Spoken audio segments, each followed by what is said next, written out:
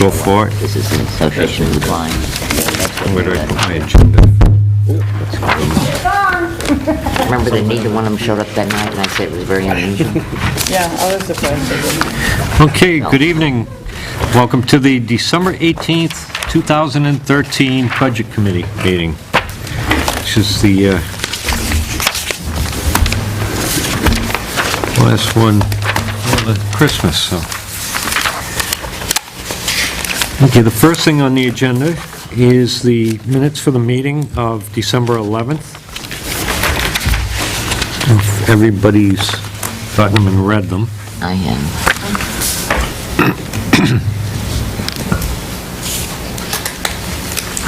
I make a motion to accept the minutes of December 11th, 2013 as written. I'll second it. Okay, we have a motion and a second. Seconds from Eric. Any discussion? All those in favor say aye. Aye. Opposed? So moved.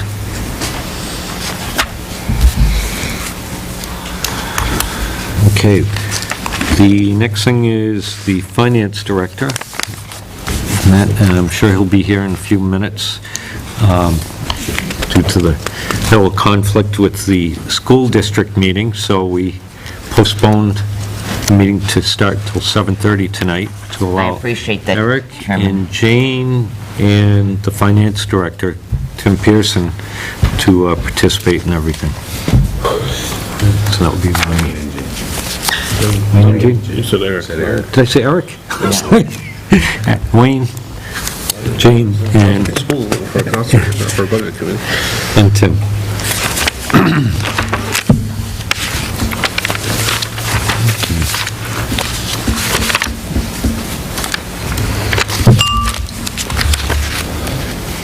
Okay, well, we can dispose of the scheduling of the public hearings.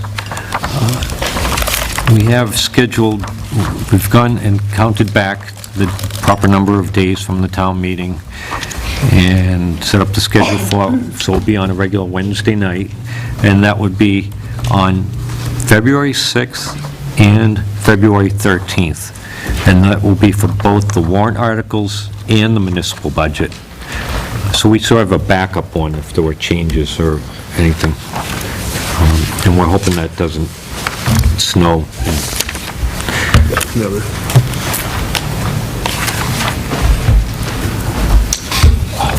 So, and we'll send out the appropriate notice to be posted in the Echo in Laconia Citizen. I think, yeah. Did I get that? It was on the snow storage dump. Generate all that. And these were the meetings last year. You had a week in between. And when I find her actual opinion letter, I'll forward it back. Copies. Okay, Joyce just brought up, last year what we did is we had one, it looks like the last week of January, and then another one on February 13th. So we had a week in between them. I don't know if anybody wanted to do that instead, or just keep with what we This is good. scheduled. Well, actually, that's almost a week in between. Actually, it might have been 2 weeks, eh? Yeah, at least.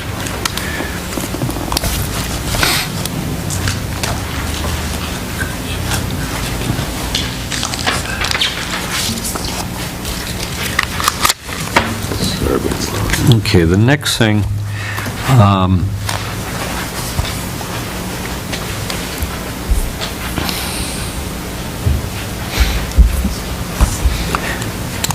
we're working on the, I'm looking through here.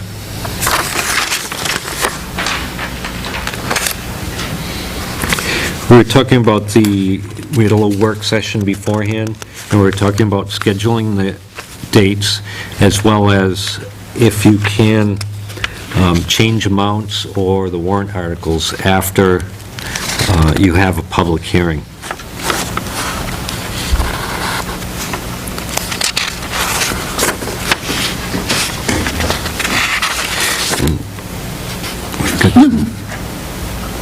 letters that came. Yeah, we'll go over that a little bit.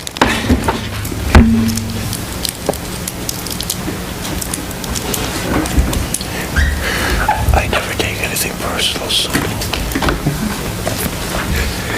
I'm a social worker for 30 years, so there's nothing. Tim? Why don't we just go right on with you with the finance, if you want, come on up. I think I've seen you. Yes. I can introduce everybody, but Tim's actually sat on both sides of this table for quite a while. He's been on both ends of the budget. Yeah. Thank you, sir. This is both on IT and the budget overall, just so you can go through both. There you go.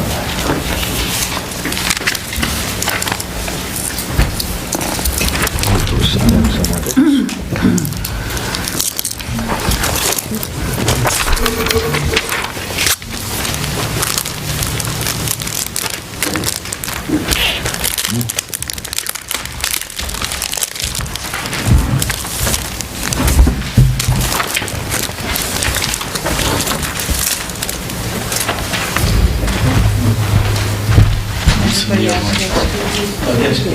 next to you? Okay, so what you're looking at here is, well,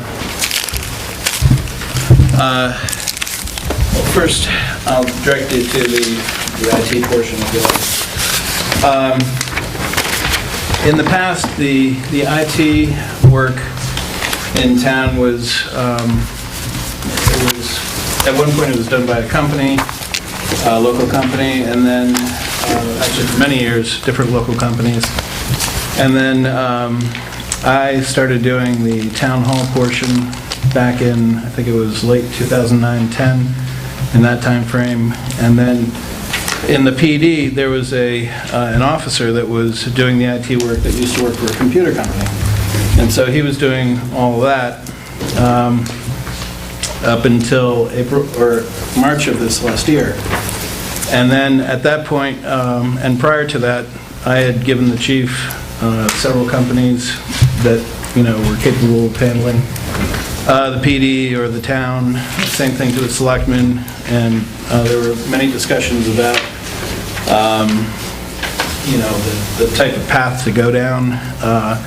I had some strong feelings about some of the equipment purchases that we had made last year, and we were right when I ended up taking that over, we were right in the midst of a new server being installed, as well as a number of the cruisers being installed with their new systems, in-car systems. So it was a very challenging time, to say the least. But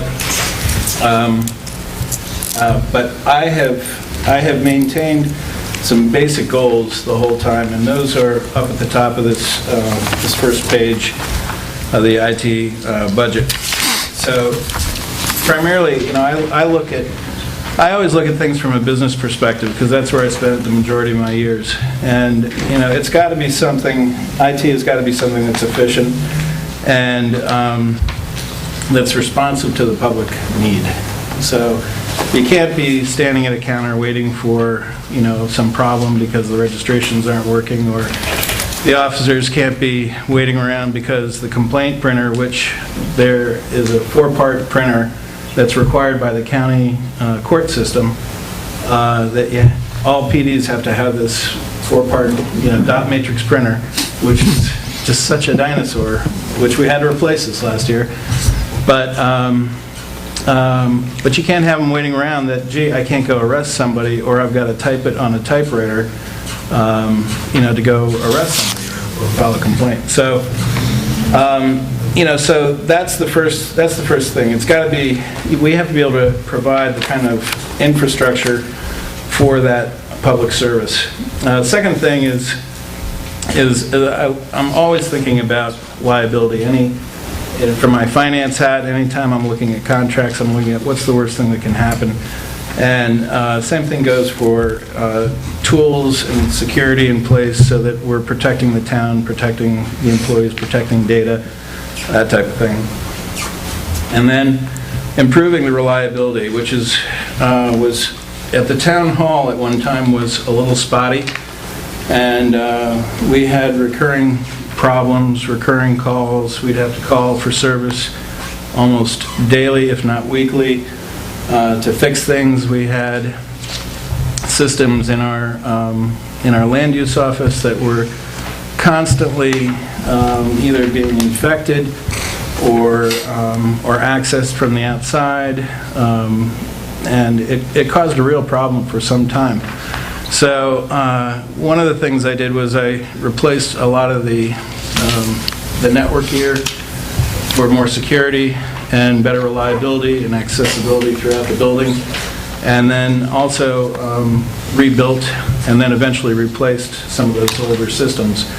And that takes me to the next item, which is getting rid of some of this older technology that just at some point it doesn't make sense to try to band-aid something that's already either antiquated or not working well to begin with.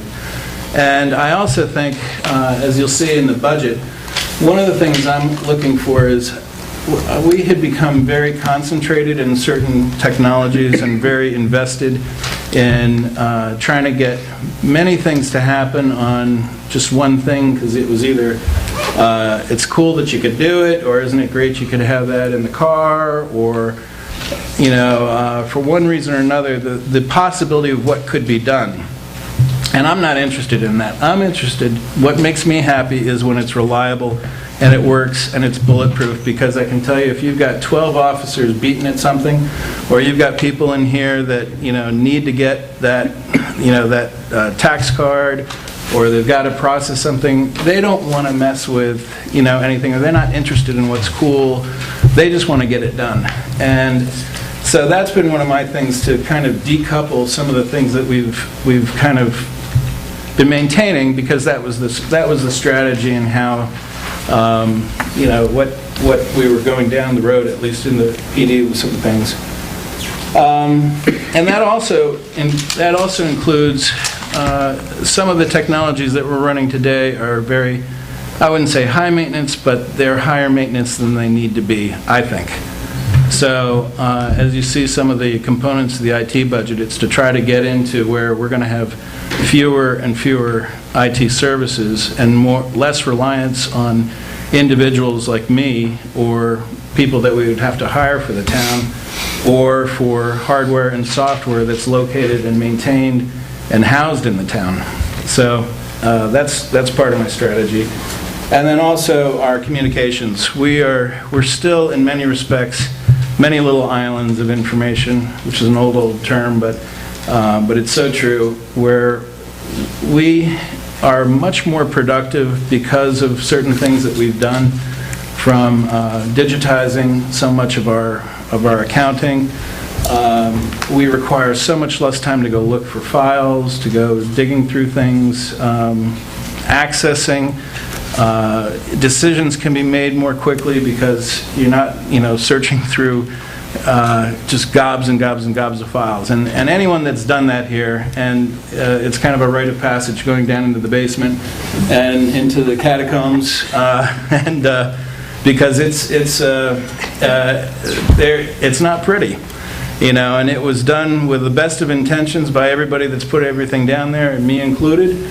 But when push comes to shove and you need to get something for somebody, it is so much easier when it's all digitized and organized and available. So that also goes to employee communications, because there have been times in the past where we could improve upon communications, particularly outside. I mean, I think each individual location is probably very good at communications within that organization, but town-wide, where there are things that apply to all employees, or there are things that are things that all employees need access to, those things, that there are room for improvement there. So anyway, those are the goals that I've had. The major projects that I'm looking at for 2014, I'll start with the second one first, which is the migration to Google Apps for Government. This is an effort to migrate off of our Exchange server And by doing so, I believe it's going to, I think I can work it in such a way that we're not going to have to replace the terminal server that we have at the PD now, which was the original plan. So as I go through the census of what we have, and you'll see on the back page of this, how many servers, how many workstations, that sort of thing. But right now, we're almost at a critical point with the terminal server. It's very old. It's usually responsible for taking the network down, as it did today, for a short time when I happened to be there this morning for something else. And it has the effect of pushing the ballerina on the right side of the stage, and all the others just sort of follow suit, and they all go down. So it has affected numerous things, but I believe that we can continue to run it, continue to maintain it, at least through this next year while we're migrating off of it. I'm also concerned with, in an effort to start to accumulate some documentation on the systems and what we have, the licensing, the diagrams of how things are connected, none of which I had available to me when I started. So I've had to document and piece this stuff together on my own. That it presents some issues in terms of there isn't a great upgrade path for some things, and some things are just going to be way too costly to replace. The need today is different from the need when it was originally installed. And the need when it was installed fit the model of how they were operating, at least in the PD, with that terminal server at that time. But I believe that there is less of a need for that, and there will be no need at one point for that. And I can explain why as I go through. The first item is the implementation of Alert Tilton system. This was a system that it is an Alert Now type system that anyone within the town so authorized can send out an emergency message. There's a road closure, there's a sewer main break, the water main is broken, there have been burglaries in a particular neighborhood, here's a picture of a missing child.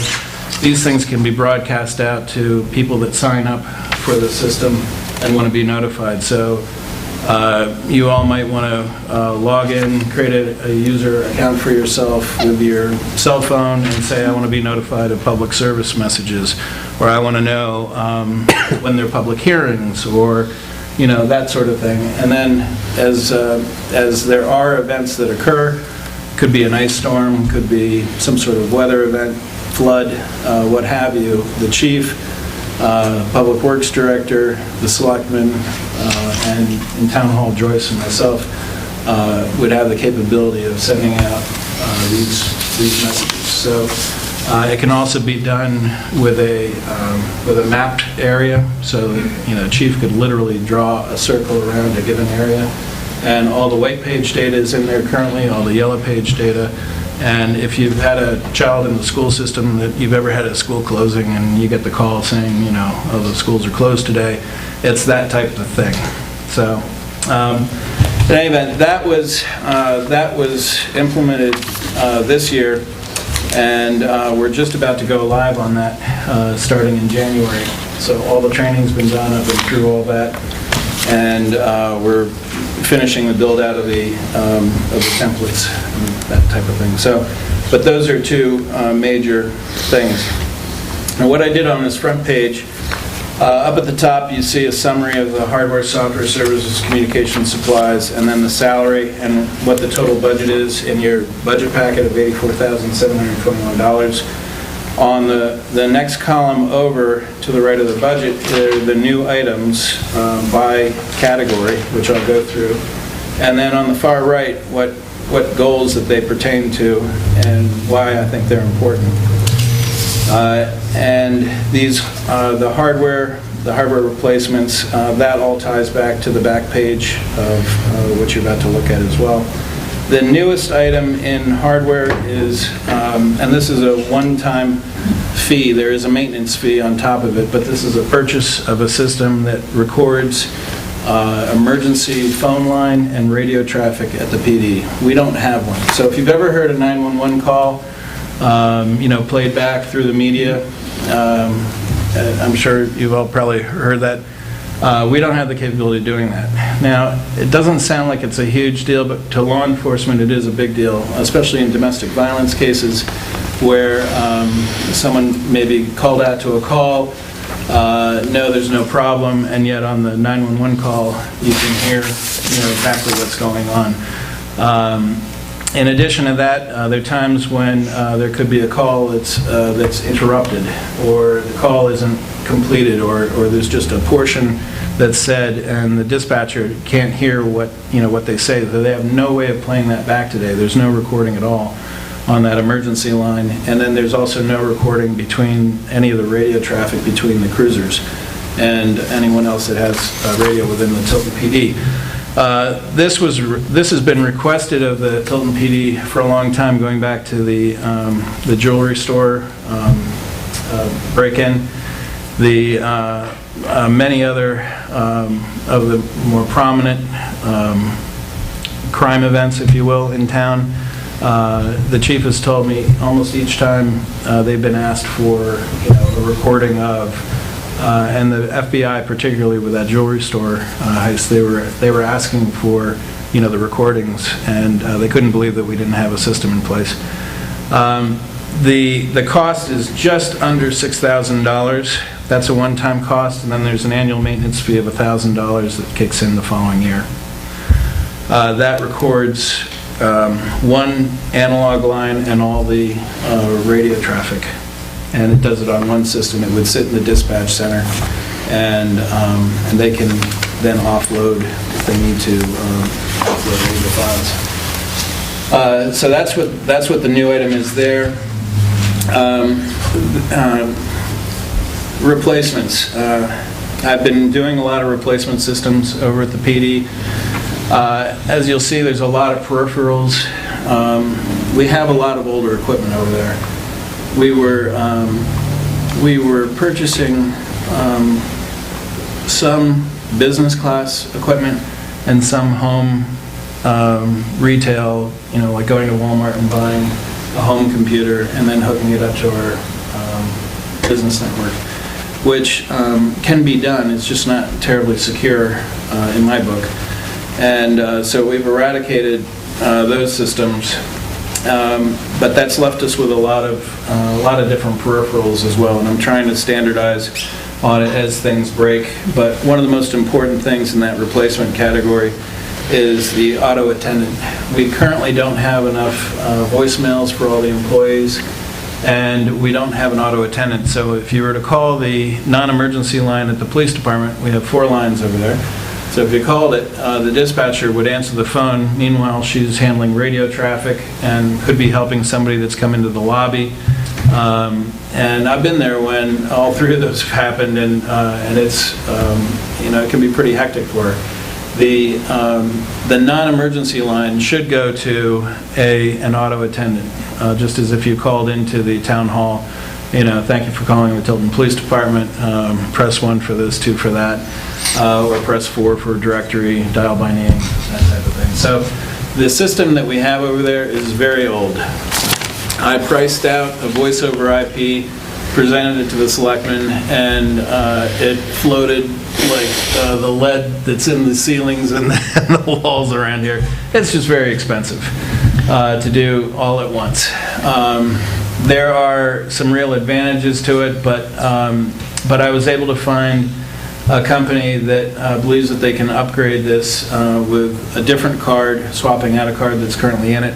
The system is, I think, 13 years old at this point, and so this would give them the auto attendant, and it would also give them additional voicemail boxes. So even though they wouldn't all have extensions, a physical phone where they're sitting, they could dial into their voicemail, and oftentimes officers will have to call someone to get some information, and they'll need to leave, how to get a hold of them, and they'll just normally give the main number because they don't have any voicemail. So when it comes in, someone's got to take a message as opposed to put it through to a voicemail box. So that's one of the more important things in there. Also, in the implementation of the in-car cruiser video, the videos are turning out to be much larger and longer than what I think anybody had anticipated. So I had to do an upgrade of the system this past year, about 3 months after we installed. And I don't consider it a server, although the company that that uses it, they consider it a server. It's really a workstation that's dedicated to this, but it is running SQL Server, and it does have some special needs in terms of upgrading it, so it was a little challenging. But in that, it also has to be backed up, and these video files, we have to be able to preserve the evidence for attorneys that want to come in and see, I want to see that call, or I want you to get me that video because, I have to look at it, for my defendant, that type of thing. So they have to maintain this for quite some time as well. So in the backups, we had basically an 8-bay network attached storage, which has 4 disks in it currently, and part of this is to put 4 more disks in, which will fill it out, and then I've got it on such a schedule where not only is it backing that up, it's backing just about everything else up in the PD as well. But I'm trying to work it in such a schedule so that it is going to be keeping more of these videos longer than what they have to keep them on the server itself, because they're still working some of this out in terms of the retention period. But my thinking is that there are some liability issues that protects the town by having some of this video, because even if you can't see what's happening, you can hear what's happening in the audio. And there's a case in point right now where there's a request for one video where you don't see what's taking place because the car is parallel to the vehicle that was stopped, and the officer is to the right of the vehicle, but you hear everything that's taking place. You just don't see the action. So, what I'm told is you can't alter any of these in any way, so you can't say, well, let's just keep the audio and get rid of the video, because the video doesn't really count. You can't touch them at all. You got to preserve them, soup to nuts, A to Z. The whole thing has to be saved. So, in any event, and that's a relatively smaller portion of that.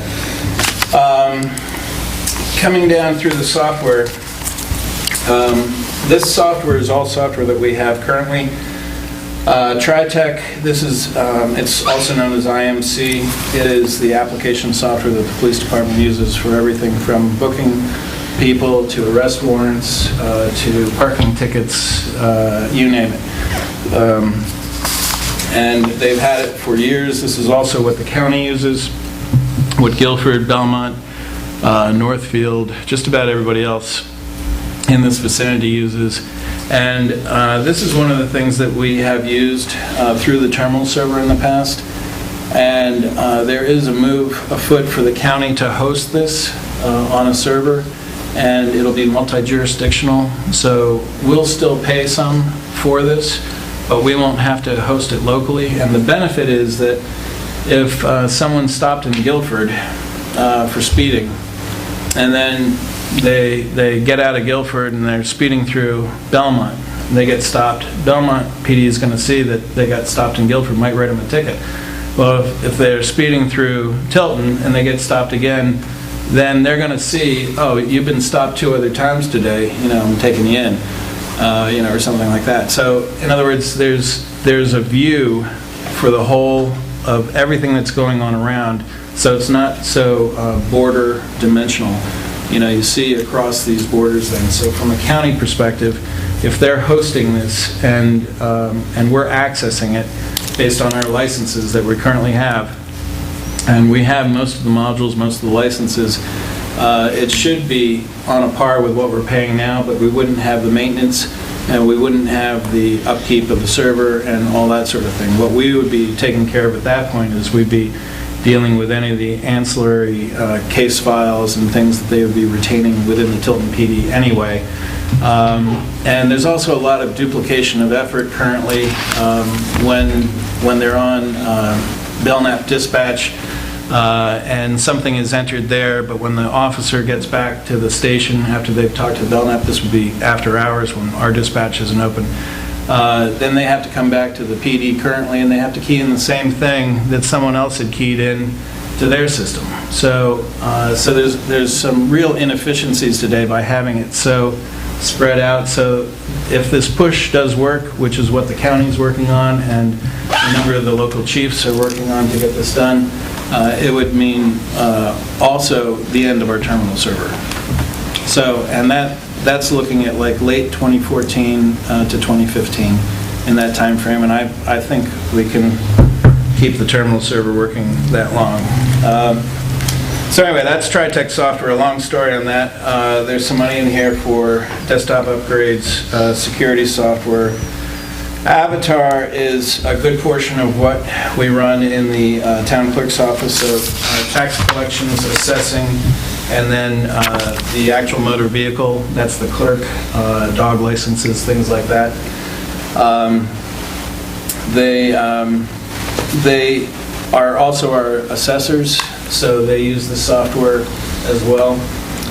We use it in land use. We use it extensively throughout the town hall, actually.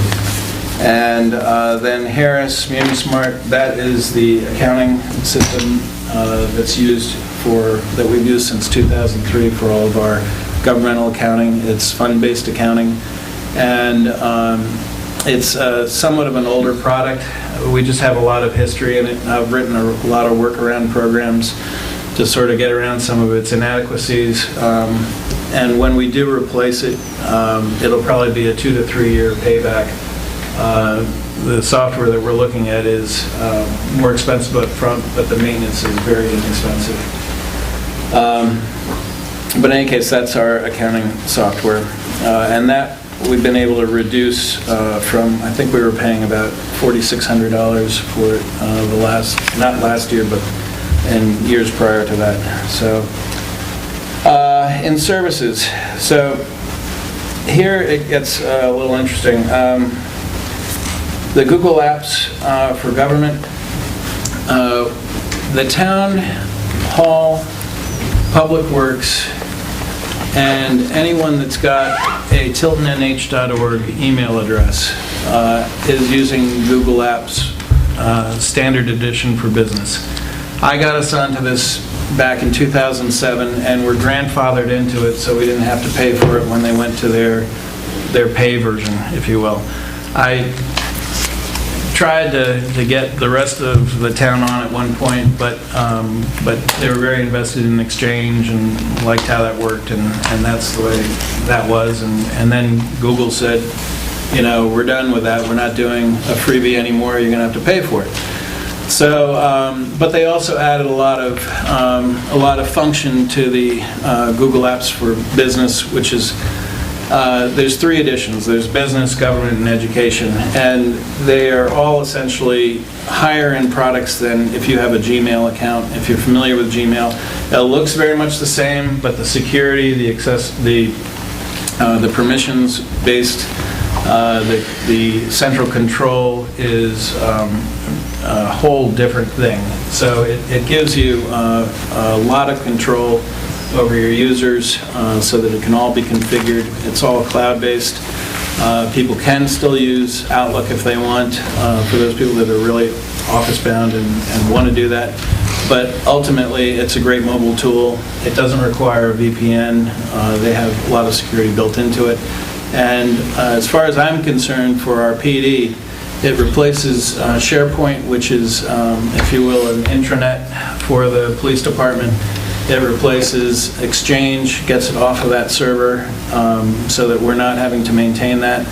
And at the same time, it gives us much greater communication between the PD themselves, where they've got mobile devices, they're in the cars, they've got access to just about everything except for IMC through that, which they'd still have to use the remote desktop in to the terminal server.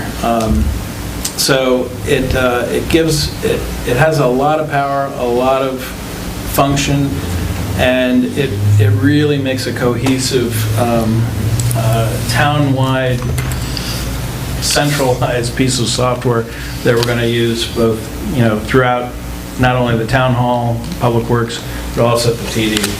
So from that standpoint, from, having the communications between employees, having forms accessible to them, it's all permissions-based. It can be turned on so that any officer needs something, they're not looking at an ordinance that's antiquated because we have the newer ordinance, but nobody ever told them.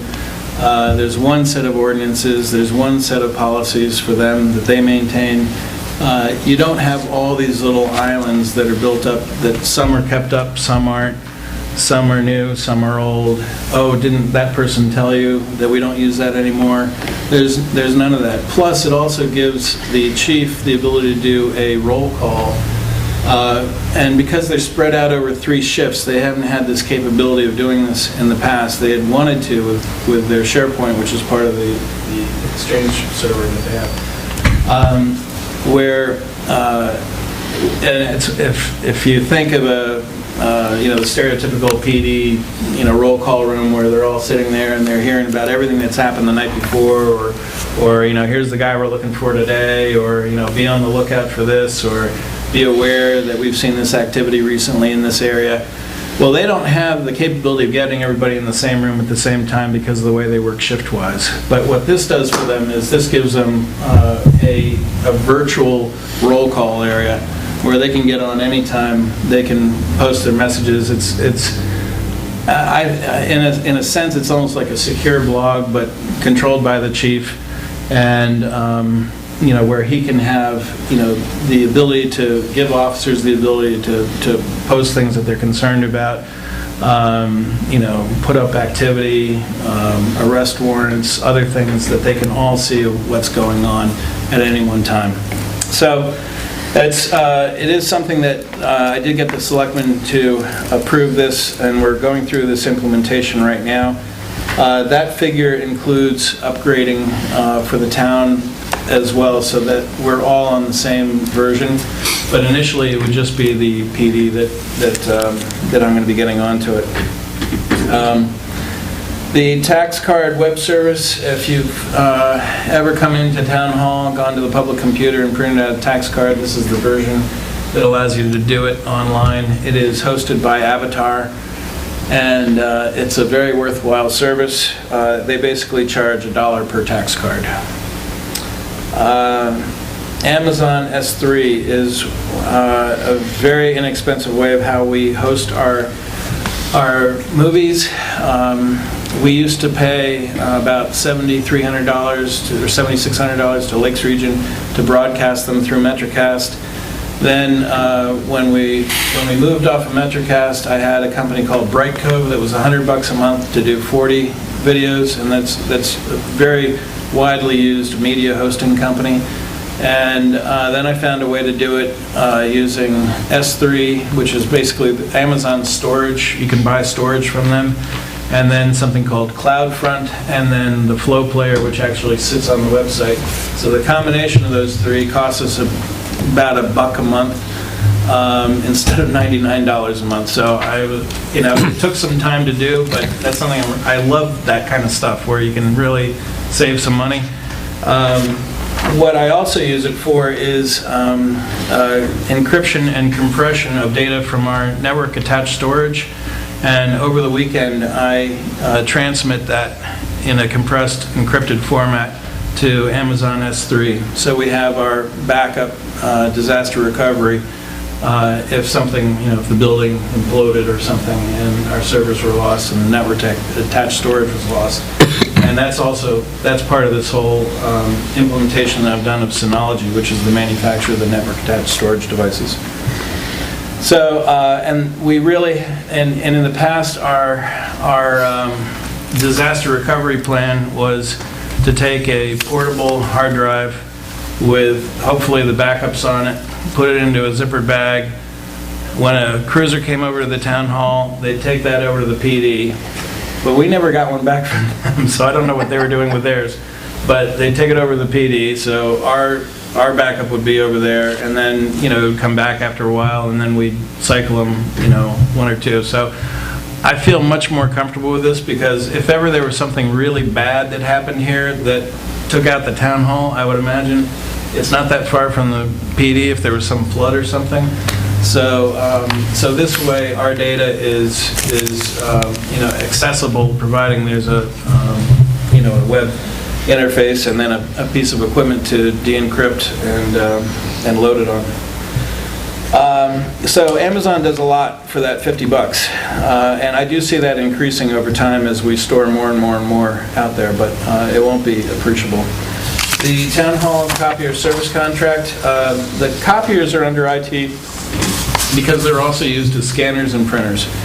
And I negotiated the purchase of this copier years ago, and I've been getting my arm twisted to see about getting another one, because we use it for our town report. It's probably, I'm hoping it's got a year left. Hoping. Yep. We'll see. So, but it is our least cost of printing. We pay 5.9. It's 0.0059 cents per page. There we go. For the printing, and the scanning doesn't cost us anything. So that's for the town hall copier and police department copier. The PD copier is in as bad shape, but one of the things that I'm trying to see that we do more of is that we do more digitally. I introduced some Fujitsu scanners into Town Hall, which are very rugged, very high speed, take all sorts of thicknesses of paper, and that's what we use an awful lot of right now. So we're digitizing more, we're printing less, and we're not making copy after copy after copy after copy. We send the PDFs. If you really need to print it, kind of thing, print it. And but it really is dependent upon what people are comfortable with. It's nice to see the budget committee, likes the digital form, because this is a lot, as you see during the year, you get potentially a lot of printed output. Then the next item in services, one of the things that we've been dealing with at the PD is over the course of maybe the entire time the building's been built, there have been wires strung just about every which way inside between the floors of that building. They're not all up to current standard of cabling, and a number of them have intermittent problems.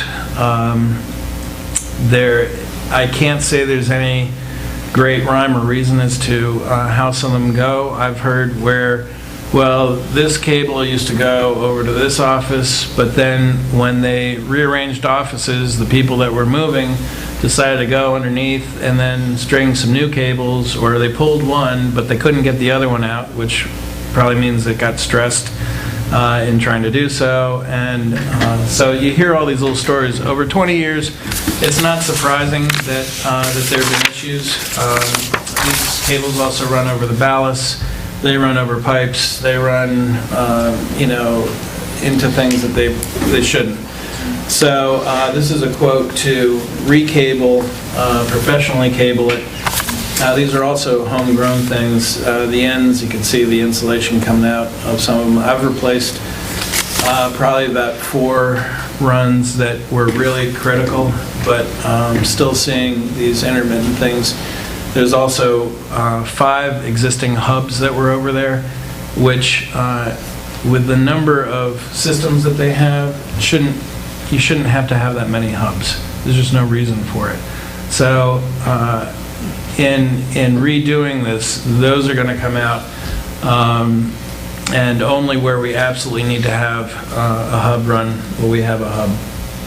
So now, granted, these are small hubs; these aren't big hubs, but that's what that is. So that's new. And then Ospey Mountain, the camera. This is service again. If there's a new cruiser, it costs about $500 to install a camera system and a black box, and all the wiring and harnesses that have to be done for the internal computer system that will eventually get put in.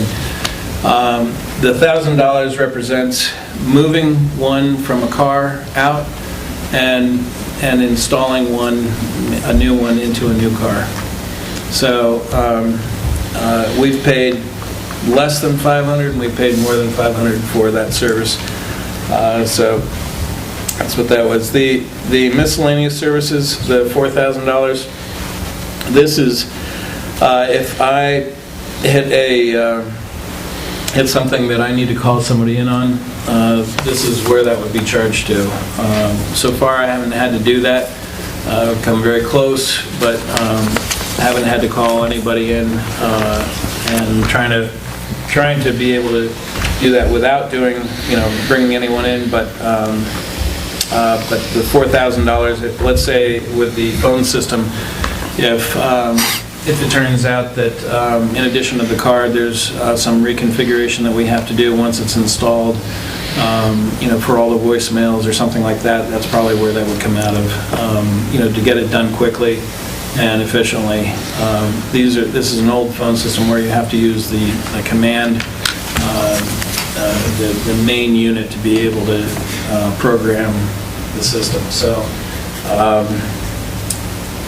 in any event, that's the $4,000. Telephones, Town Hall, Senior Center, Highway, and PD.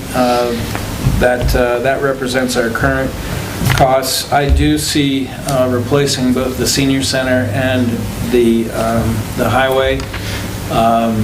We're paying more than what we need to for what we're receiving in those locations, and we can go to a standalone VoIP on both of those and save money. So that's the plan on those two sides. Otherwise, we're going to continue on with what we have at the PD and Town Hall. And the cellular communications, last year, the PD changed from Sprint to Verizon, which cost us some extra money in terms of the transition, but that's for all the air cards. So each of the cars, there's a laptop that has a little air card that communicates, so they can either get back into the PD system or they can communicate through Belknap County. And that also includes cell phones, the chief's cell phone, and a prosecutor and other people that have cell phones assigned to them at the PD.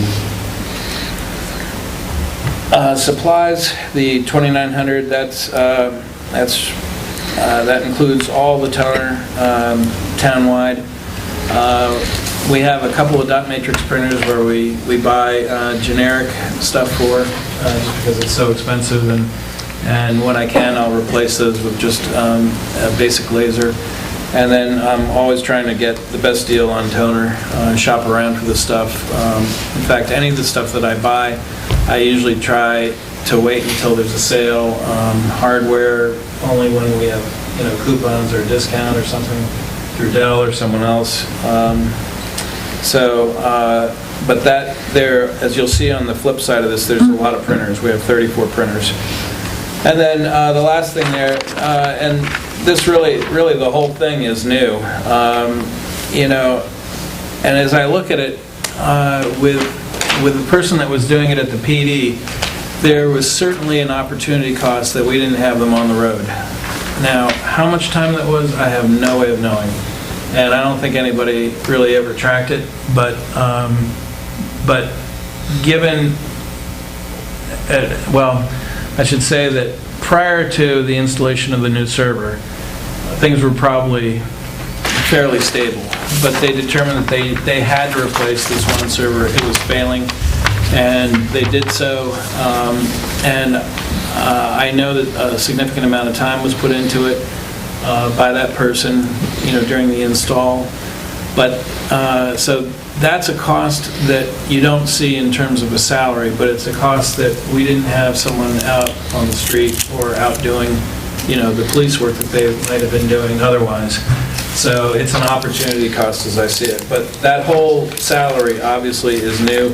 The reason I put the 4,200 in there is that we had budgeted 14,000 last year because it was from April on, and so the 4,200 is in addition to this year. And on the far right-hand side, you can see how each of these items, these new items, relates to the goals that I'm trying to attain.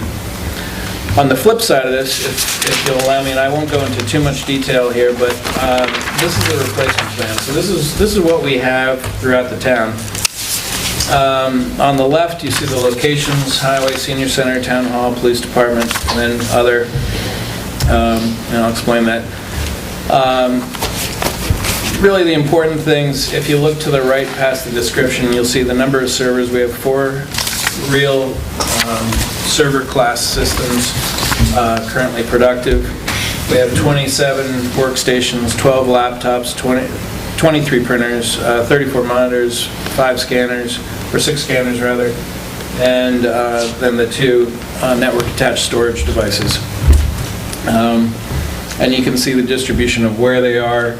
You can also see from 2014 out through 2019 where I foresee that we're going to have to replace these.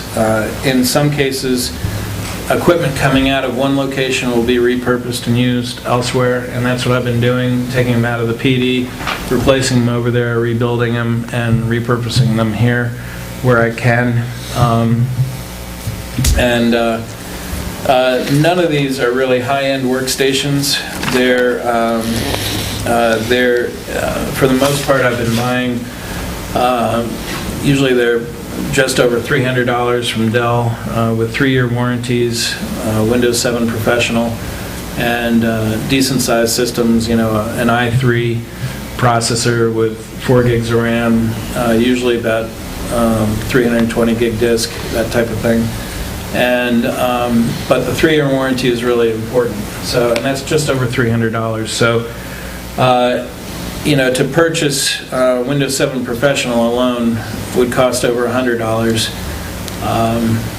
And then you look at the other components, it really is a good deal. At the bottom, you see monitors, printers, and miscellaneous. So this is kind of a really an unknown. I try to keep at least one monitor in my office as a hot replacement. I keep a system as a hot replacement, and I usually have a printer. Right now I don't. The last one I had to replace for someone. But I try to do that so that we don't experience any kind of excessive downtime. Usually the only thing might be is, depending upon what system it was, that bought the farm, and just recently it was one at the PD in the squad room that literally the power supply went so bad that it popped the circuit for half the building and threw a spark, smoke, the whole thing. I couldn't believe it. And I was looking right at it. But that's pretty unusual.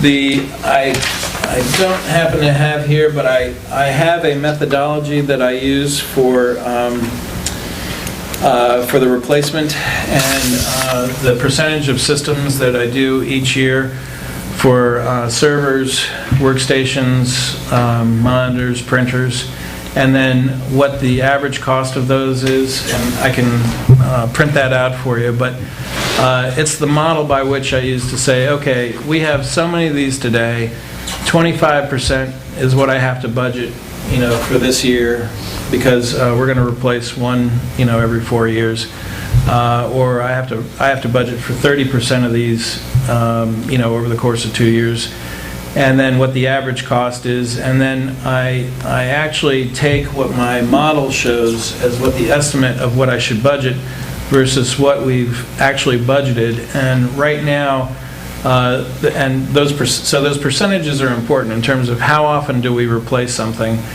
and then matching that up to how the budget is prepared. And there's only a $312 variance right now between those two. And the only thing you should know is that I am a firm believer that if it's not broken and if it's up to standards and being updated. The security is good on it. The user's not having any problems. I don't believe it needs to be replaced in 3 years if it can get a 4th year out of it, or a 5th year. Some people are very light users. The usage really differs by location. Here, people are they spend most of the time in word processing, spreadsheets, that type of thing, accessing the applications, avatar applications. But it's really very light in terms of processing power that's needed at the desktop. The PD, it's a little bit different. The software that they run over there is a little more, it's a little larger client, if you will. So it takes a little more processing power, but I'll be happy to get you that sheet that shows, how I developed that model to begin with. But again, if it's working, I don't see any particular reason to replace it. Now, the other sheet I prepared for you, if you'll allow me just to go to that real quick before you have questions for me. I know there's been some question about how the budget originally looked at town meeting. So the top of that page on the left, that was the approved budget at town meeting, less the warrant articles, less sewer. But that's the amount that you've seen at the end of your expenditure report every month as the total. And you see it by department. So obviously the Information Technology Department didn't exist at that time. Then you see the budget by department for the 2014 budget and what that amount is. And you see that there's a $228,000 increase, or a 4.9% increase. And you can see where the changes are between the 2013 approved budget and the 2014 departmental budget. And then the percent changes there. And then if you look at the bottom, you can also see the only thing I included there were the budget transfers made during the year. So we actually had budgeted, and primarily because of some of the unusual expenditures that we had this last year in IT for the cruisers, that $101,000 was transferred in. And all those transfers, as you can see, add up to zero, which they should, because they're coming out of one place and going in another, so they should equal out. And then the revised 2013 budget, then you see the 2014 budget by department, the change percent, the dollars, and then in percent year to date. So kind of gives you a little different view from a departmental perspective. We certainly were spending money. It was just hard to see where that money was going in terms of actual IT expenditures within the budget itself, outside of the salary. The salary is probably the newest thing. But we were spending in hardware, we were spending in software, we were spending in services. But it was just not, anywhere where you could really see it in one place. Well, thanks, Tim. This is really great. That's what answers a lot of questions I think that everybody had to explain it. I mean, we were discussing and talking about, we didn't know the whole, everything behind it, and we know that you're doing a great job and everything. What I'd like to do is go around and let everybody ask some brief questions on, trying to stick to the technical aspects and the numbers and the costs and things, because everybody's pleased with. We know that you're busting your butt, so it shows. Things are a lot different. I have two questions. I'll give you both of them right up quick so you can answer them quickly that way. See how easy it is tonight? Is PD the only ones with cell phones at this point in time? No. Okay. Who else has the cell phones, and what are they on the same standard plan? No. The welfare officer has her own phone, which the town reimburses, and it used to be a part of the town's plan, but it's a long story, but basically it worked out better for the town, less expensive by going this route, Okay. and having her just be reimbursed. and code enforcement has a plan, they're on the PD plan, but we charge it to land use. So there are two phones other than the PD? That's correct. You have a decrease of $27,653, correct? For finance? For finance? Yes. What happened? Well, It's so nice to see a negative. Well, it's really, what you're looking at is the absence of the technology line that was in finance, as well as a reduction in the TAN expense, and then we also, in the refinancing of the debt, we saw a little bit of change, but we're going to see more change in the next few years through the refinancing. Good. I just had some questions on the IT. I see how you have new items, but like say for instance on software, the TriTech, the police application software, avatars, those are every year? $6,000, $2,000, $2,000? That's correct. And I have really hammered Avatar very, very hard every year, because my argument's been, we have all our assessing with you, so we're paying you for all your assessing services. You do the data verification for us, we're paying for all that through our contract, and then we're paying for every module that you provide, except for their mapping module. So where is the benefit to us to have all of that with you? We should get a discount for having all those services with you. What's to prevent us from saying, well, you know what? We really want to get, our something else from someone else. The tax cards on the web. We're going to have someone else do that for us. And the president has agreed with me, but he hasn't done anything about it. I have in the past gotten them to give us discounts on individual things. I got them to waive the fees for the tax cards 1 year for the full amount, and another year for a portion of that amount. But it shouldn't have to be the kind of thing where we've got to, beat them up and get all upset about it. I think, they should want to reward people that have, the predominant services be with their company. But yeah, that's, now, I can tell you what he told me is that they're required by the state through the Department of Revenue Administration Municipal Services Division property appraisal, that they have to go through this training every year that is, I forget if it's either week-long or 2-week-long training that they have to send so many people to be able to continue their certification, and the state has upped it. So they haven't reduced the requirement for companies that have been doing this and staying certified. They've upped the requirements. And in doing so, the president's rationale was, we have more costs. And then also, I can tell you, I used to be in the software business, so a lot is driven off of, what kind of experience you see with your software. Does it have problems? Do you get a lot of calls on it? Do you have to maintain a lot of support people?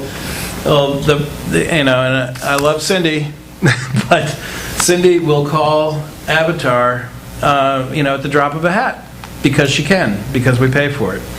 So, and she's not alone. There are a lot of town clerks out there. Something didn't work the way they thought it should. Avatar. So their support costs are higher, partly because of the population that they're dealing with, the town clerks that they're dealing with. Use their support a lot, and they have high support costs. I think it's a very good system. I've seen them use it. It's not something counterintuitive, but it does generate a lot of calls for them, because people can. So I made some other suggestions to them about where you have an excessive user of support. Don't penalize everybody. Let us, we're willing to pay a fair support cost, but, we're relicensing this every single year. And so I have tried. How many years have you been using them? Avatar, we've been on since in 2010.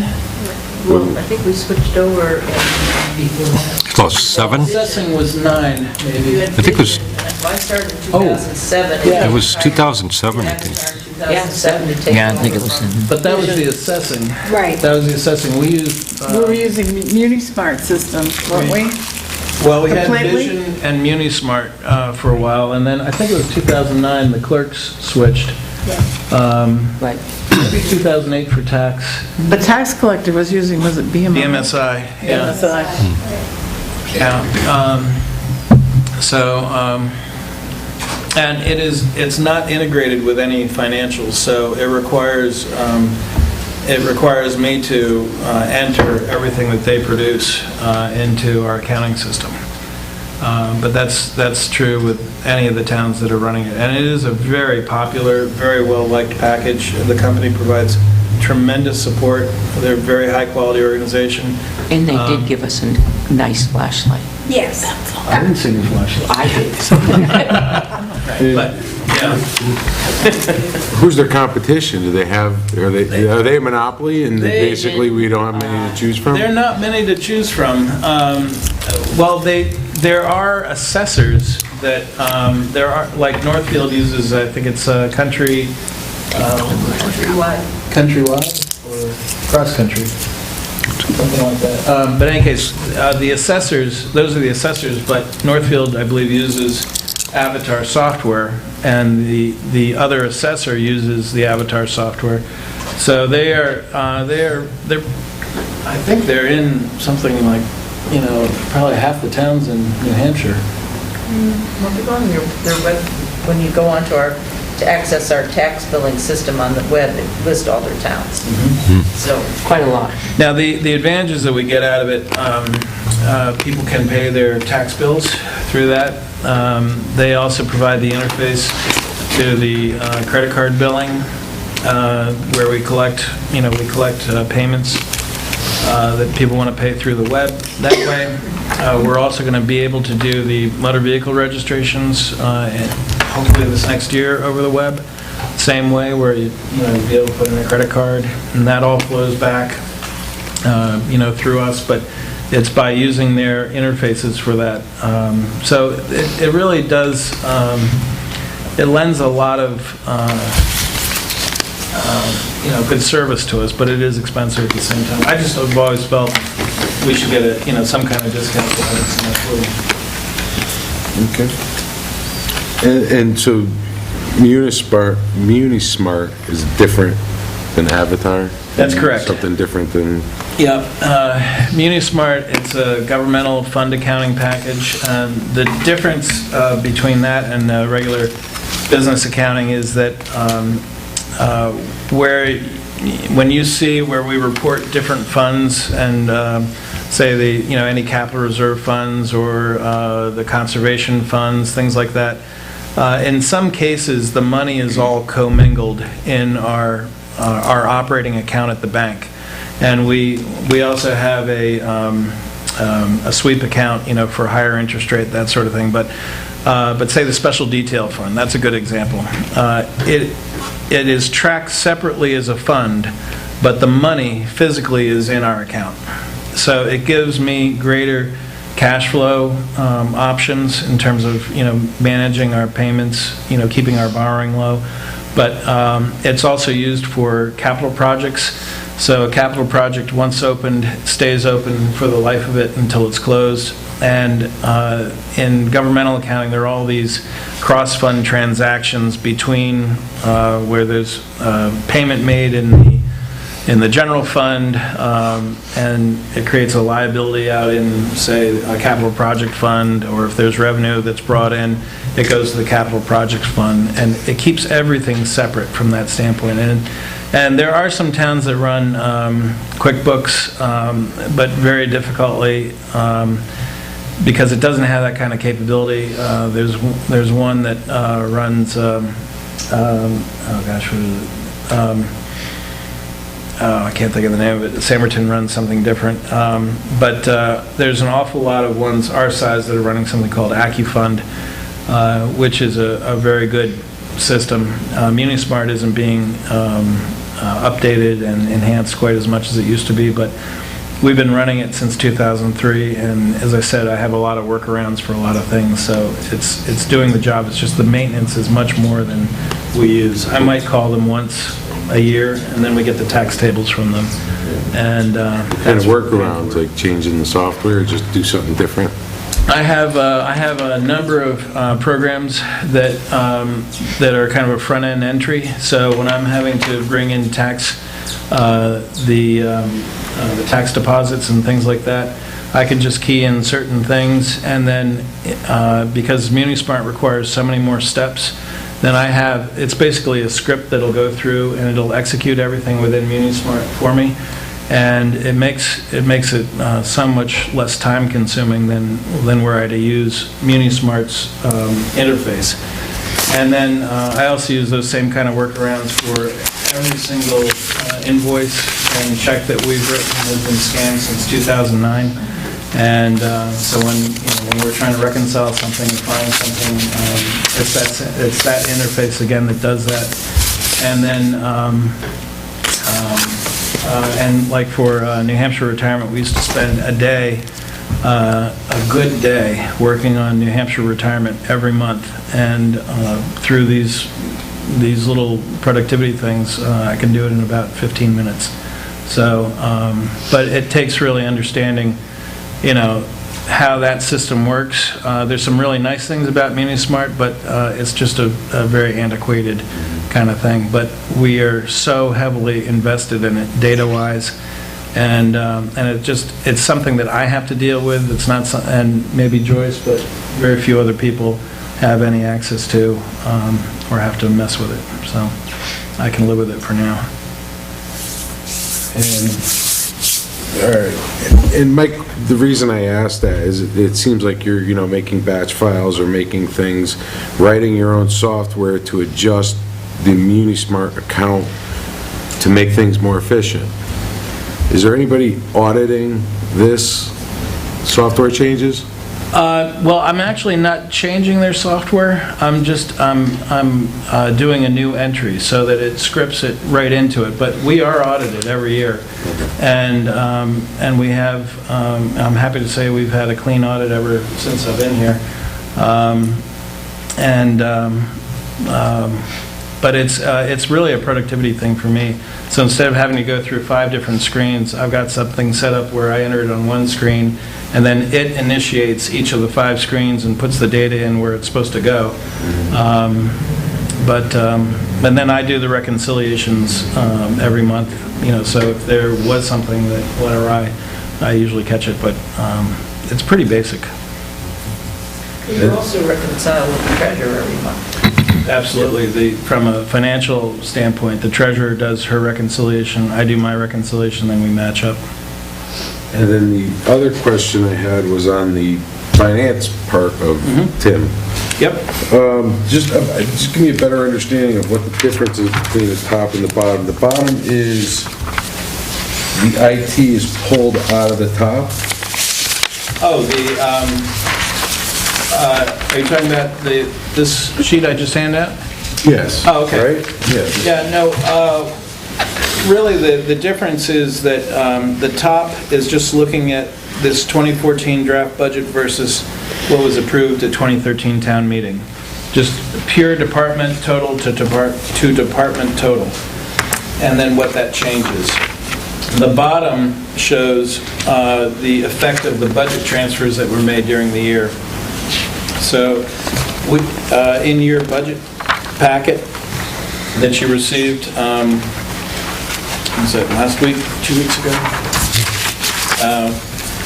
You saw that there, in the third column, there was a town meeting budget line that shows what that line was, and then the column to the right of it was budget transfers. So during the year, in order to create this department,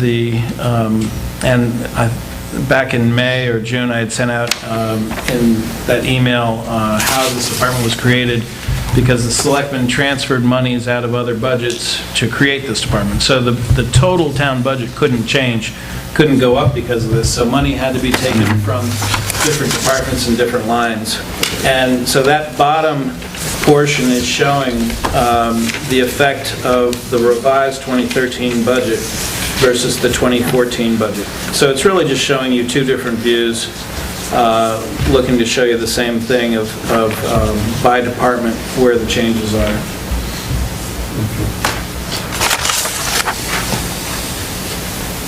And just to get a better understand, I asked because I want a better understanding of the different spreadsheets in that.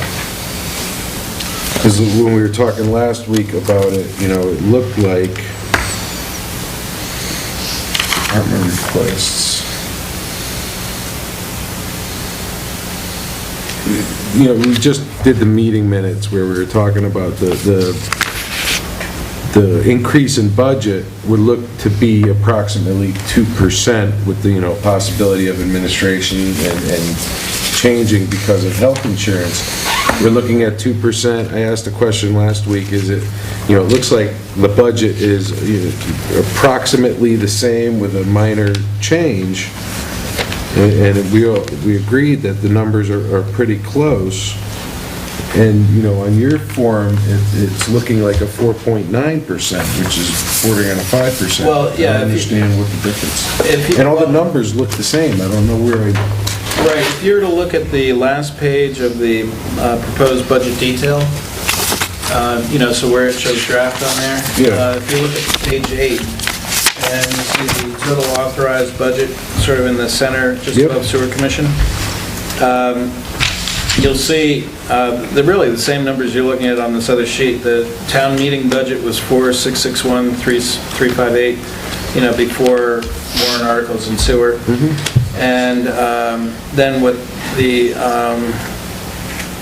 you see where our department request and selectmen's budgets are. So if you compare those two, it's a difference of $228,000.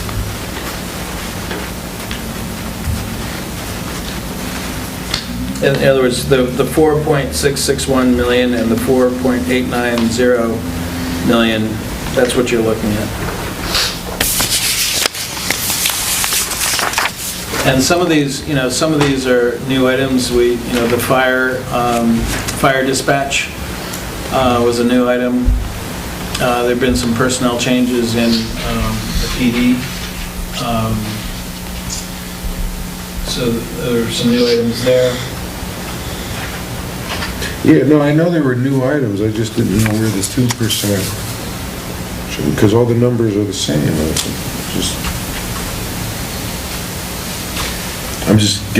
just would have imagined that, you know, just let the record reflect that, you know, we're going to go with the finance guy's numbers. His math just seems more accurate, and they're all the same numbers, but when you break them down like this, it's 4.91% increase in budget. Is what we're looking at.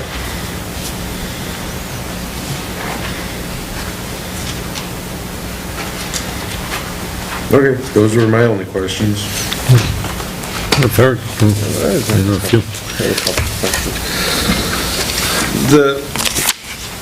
The technology side of that you're catching up on the police department,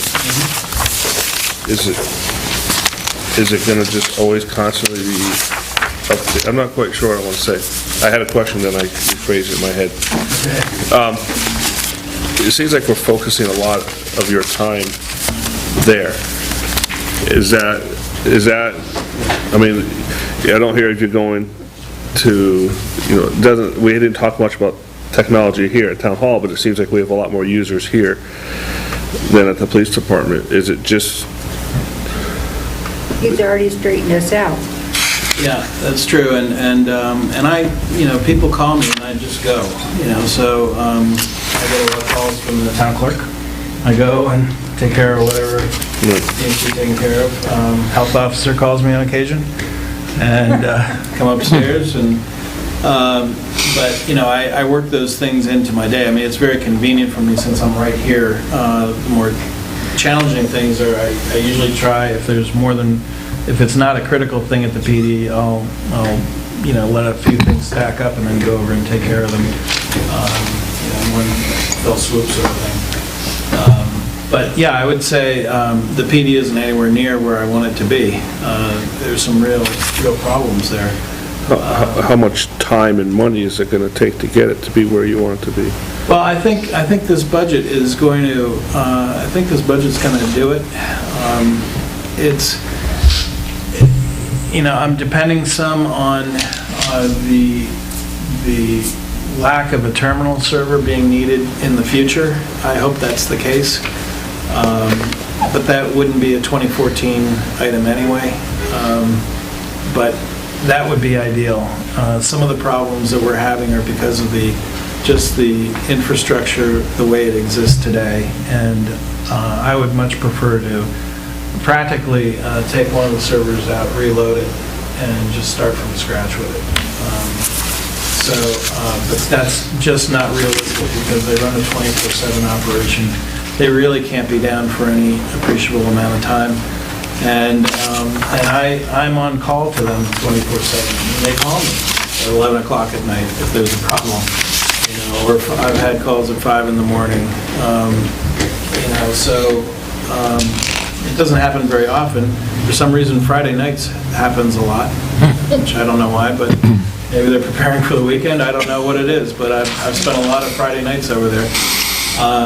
But how I spend my time, to me, the important thing I'm doing is not their little fixes. That's just keeping them running. That is like noise to me. I know it may sound strange, but what I'm interested in is getting them to a self-sufficient state with the right tools in place, that we're all using the same kind of stuff, and that there's less reliance on me or anyone like me. Because I think that's one of the weaknesses of having, you don't want to have somebody that all your eggs are in that basket. I really believe that. My job is to work out of my job. That's kind of how I see it. If I move on to some other place, I want to know that what I built, is going to be able to be, continued and used. And part of this going to this software as a service, which is what Google Apps is, it's, are you all familiar with Gmail and Google, and maybe Google Apps? It's basically mail and documents and sites and a whole bunch of other things wrapped into a package that could be supported by just about anybody. And so that's why that's one of the reasons why I see it's really critical to have this overall view, because we're right now renegotiating our contract with MetroCast. It's going to have implications for how we connect between buildings, either through a fiber iNet or directly through them to the internet. We're working, in fact, they're coming in tomorrow. So that requires some planning and some thought in terms of what the future is going to look like.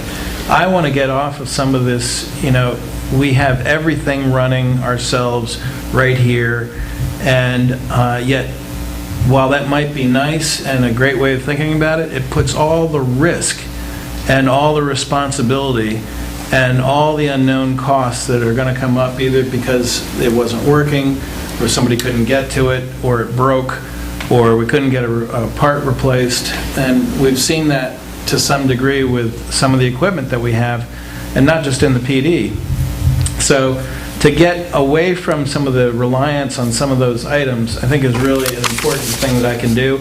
At the same time, the documenting of the stuff is what I've been doing as well, because I didn't have anything to go by.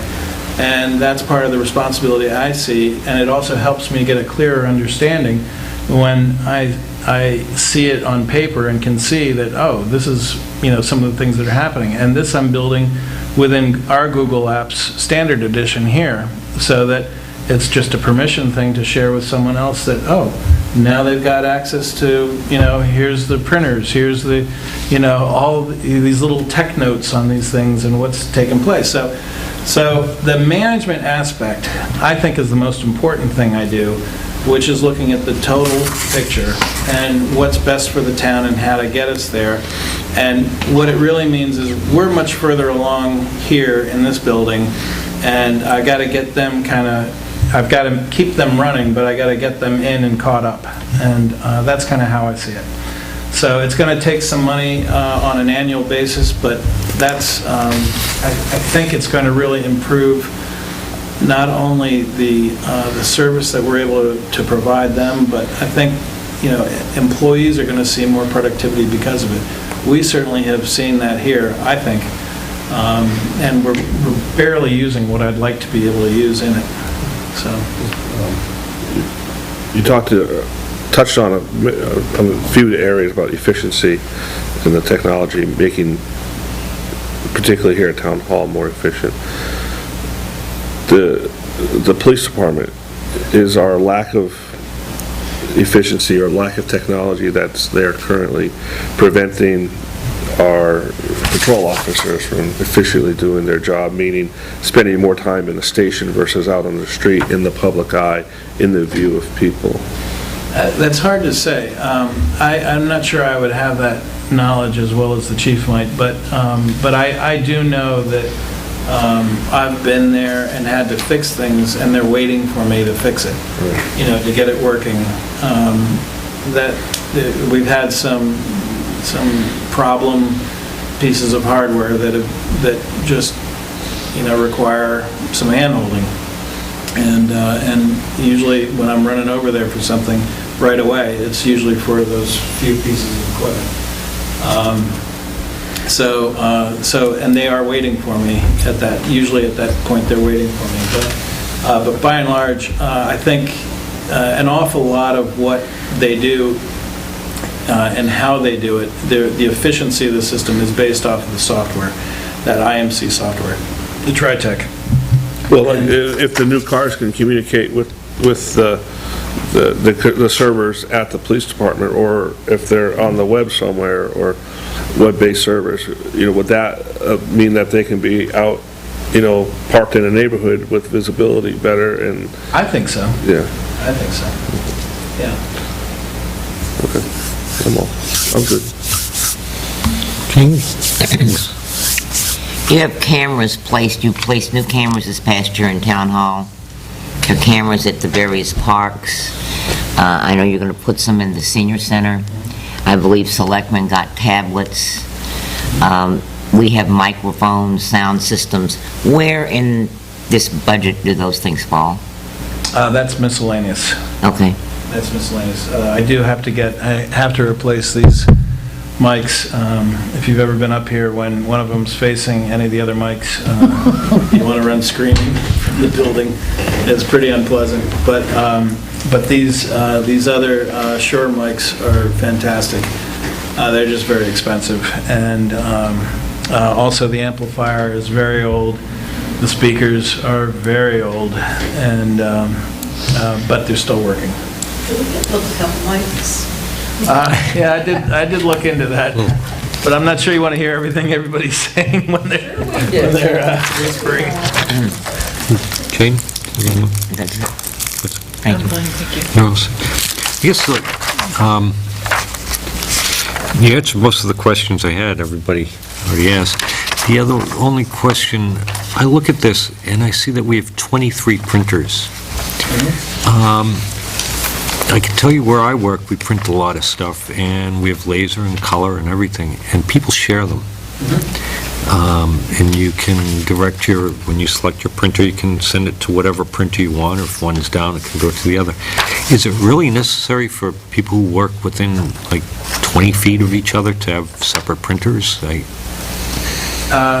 It's a good question.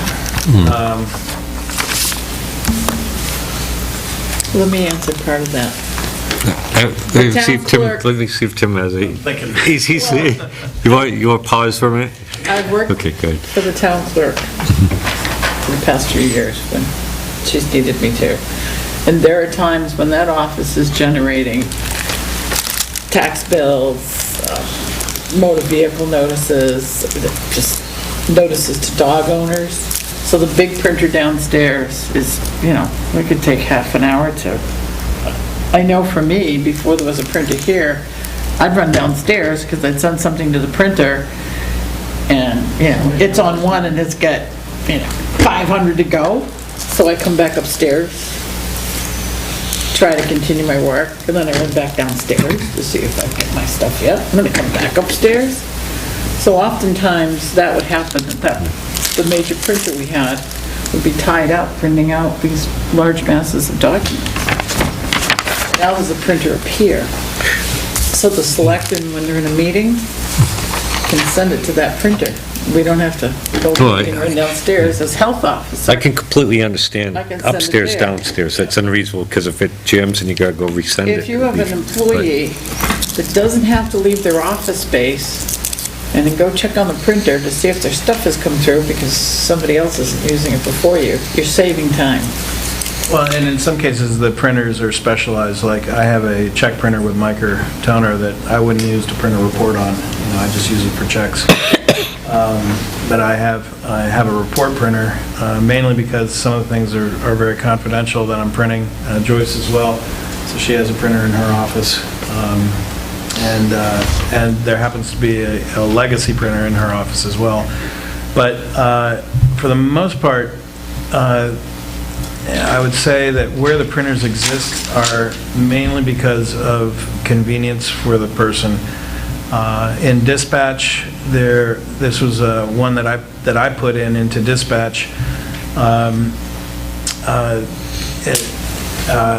There was a printer in dispatch. I moved it out because so many people were printing to it that it was causing her not to be able to hear because it's at the same ear level, or the physical location in there was at the same level as her ear, and it was a noisier laser. And I put in a multifunction that allows her to copy things for people as they come in, so when she's taking a copy of a license for, say, a pistol permit or something, she doesn't have to leave the dispatch area, because she's really not supposed to be leaving the dispatch area. The radio call comes in, or there's an emergency call coming in during the day, which people do call that line. She's supposed to be there. So that was one of the reasons for that one, because the former printer didn't have any capability. Yeah, not to get into each individual, I'm sure each one is placed for a specific reason. I really think that there might be a possibility to maybe cut back a little bit on it. That, that would be, it's a comment on it, and that's... Just add, I know that we all have, our primary printer is the Konica, because that duplexes, and that makes the cheapest, most inexpensive copy. Here at the town hall, the downstairs staff, we all share the one color printer. So things are, if they need to print something in color, but we try not to. Because you can set it to mono. Like mine, I have set to mono, and if I'm going to print letterhead, then we switch it. So that's the one color printer downstairs is for letterhead. So we do try and share. We're all hooked up to each other's printers, and we are trying to keep our printing costs low because the toners are expensive. So we do put thought in that. Yeah, I think it was 4 scanners at Town Hall? There's 4 in Town Hall, and then there's one over at the PD, yeah. Yeah, and I would actually like to increase the scanners. The land use really has a need. And I also, one of the things that I encouraged the planning board to do earlier this year, and I think you guys did require now, plans coming in to be provided on PDF as well, because most of the larger companies that are submitting plans, these big rolls, they have the capability of, pressing the button and creating the PDF, and then we can archive that a lot easier, even though we're still going to archive the big roll.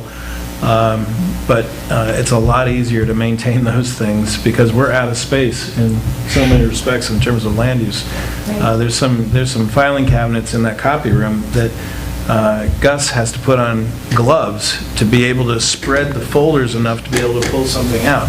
It requires such strength, and they're so tight, and we're just really out of space in some respects there. And then they also have storage in the basement as well, so... Yeah, I mean, on the scanners, do we, are all 4 of them operating at one time?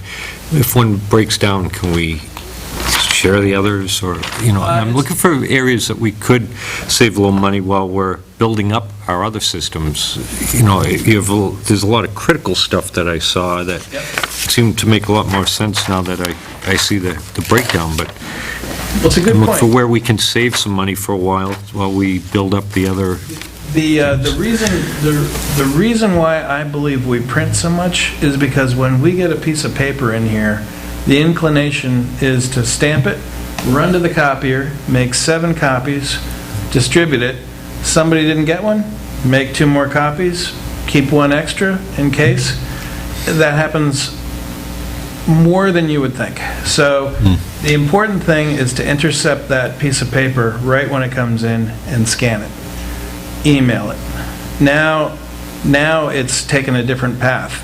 And it's hard to say if that's really been as successful as it could be, but with certain procedures for certain things, it has worked very well.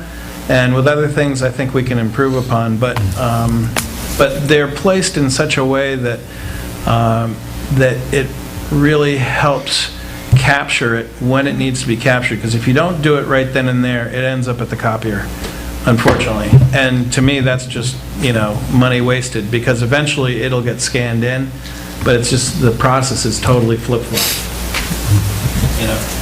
I mean, it's hard to get people to change how they do things. But yeah, I mean, I don't envision everybody having one everywhere on their desk. They're expensive. They're good quality scanners. They're Fujitsu scanners. They come with a license of Acrobat Standard. They're not inexpensive. They're about $400. Anybody else have any questions from Tim? That was great. Well, I just want you to know, I try not to spend money. Yeah. I really, truly try not to spend any money. Thank you for your hard work. Yeah, thanks. Let's see what else we got here. So we got some of that. Other business. Where are we looking at? Okay, we didn't schedule future meetings past this date, I don't believe, right? No, today was the overflow, I believe. Isn't sewer coming in at another time? Yes, sewer, we had a date.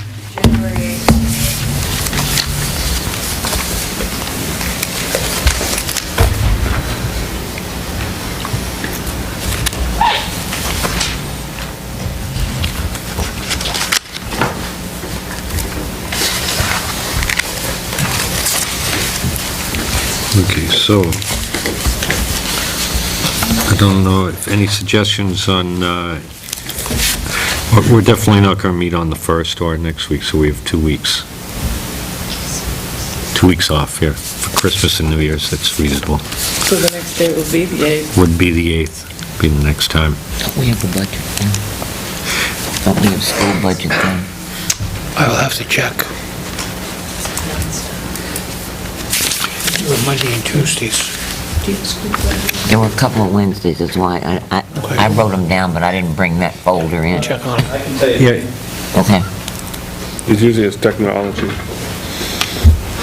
yeah, we'll try and, if we're going to be voting on things, we'll make sure Yeah. we do it on that day that we have No, okay. No, we're good for the 8th. the 8th, and same with like the 5th.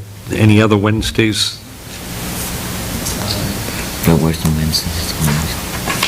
The 15th, there's a school budget meeting. January 15th. January Yeah. 15th and January 22nd. Okay. So the 8th, so we have tonight, we have the 8th. And I think that's it before we get into the public hearing, right? So, okay. Dates for the Public hearing was The 6th and the 13th of February, right? the 6th and 13th of February. So we need to get going on any of these things. What do we have left? We still have to vote on Red Cross, And Winnie Transit. and Winnie Transit, Genesis. and Genesis.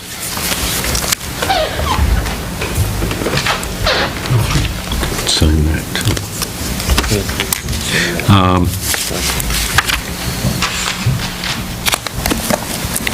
You guys want to take care of that tonight? Might as well. I'll entertain any You motions. got the figures written down, because I don't think I have them right here. Yeah. I make a motion to fund the Red Cross with a sum of $15,380. Red Cross would be one, if I have this right, is it $1,609? That's their request. That is For their, $1,609. do we have a second on that? Second. We have a motion and a second to fund the Red Cross at $1,609. Any discussion on that?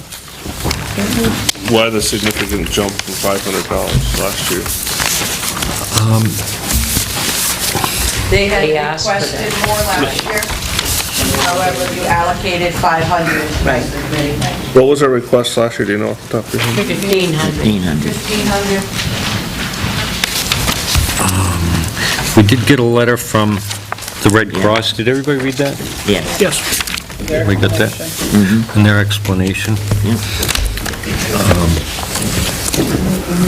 Does anybody else have any comments or anything on it?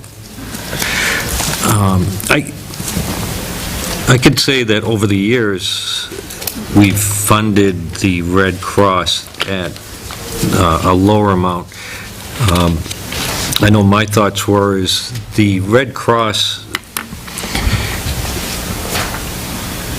they're a great organization, they do everything, but they are a charitable organization that gets money from raising money from donations.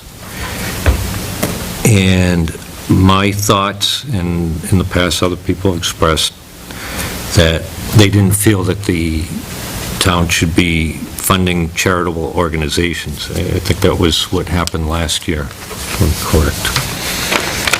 I thought last year we didn't fund them, and the year before we didn't because they didn't show up. Well, they didn't show up the year before, and last year they didn't show up. And I think this year when she came, she explained a lot of things to me that nobody else had ever explained. They do not get any national funding at all. They take care of local crises. Correct me if I'm wrong, because the rest of you were here, and I think she answers in that letter. It's not something that they get funding, and if there's a drive for the Philippines, for example, they get none of that money, and they have to pay out of their own local expenses to process those requests because they come into them.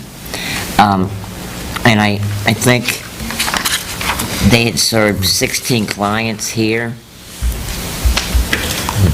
in the past year. Isn't that what she's?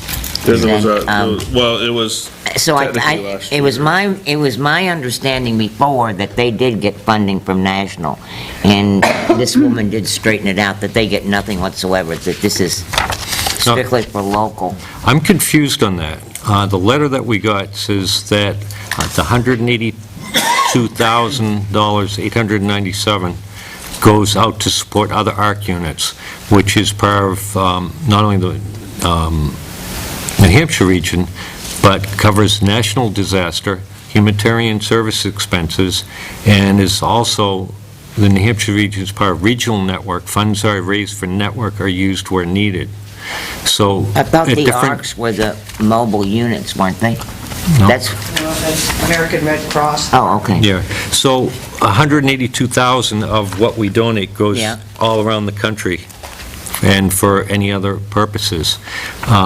We also are funded, if we don't have money in that, it's funded through other ARC donations, so a lot of money goes into that, if you want to look at it. We've never And- funded them more than $500. Yeah, and that's why we didn't fund, one of the things I remember very clearly that happened last year was the trees. Was that last year, the trees, the wind shear? That was year before It was last. the year before. On Hill Road? That was last summer, 2012. Yeah, that was last Yeah. year.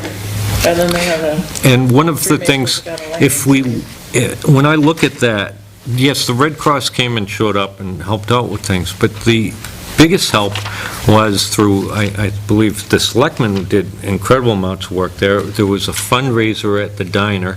The Tilton Ford donated a new car to somebody that lost their car. And on top of that, their insurance provides for emergency housing, and neighbors chipped in. I was a And- person designated, another person and I were designated by the governor's group to oversee that. And that was FEMA that helped with a lot. The Red Cross, that's not the purpose of the Red Cross. The Red Cross was there that first day. It's FEMA that comes in and takes over after that to help out. And the Red Cross provided them with a place to stay initially and food initially, and it's my understanding that's what they do, disaster relief for a short period of time. But When they there's a used to- fire, they come in and they do it. fire on Church Street. Yeah, the fire on Church Street, the fire that was in the trailer, that trailer park we got involved in, they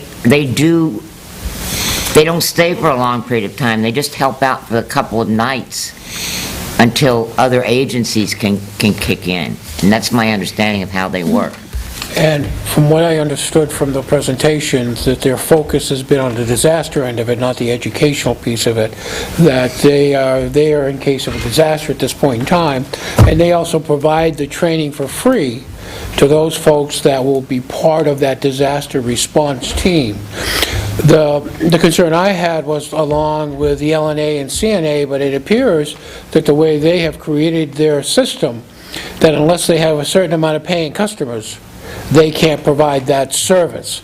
So we can't penalize them if they're not getting those services. Now, she did say something about being able to get grants, and that they're working on that part of it.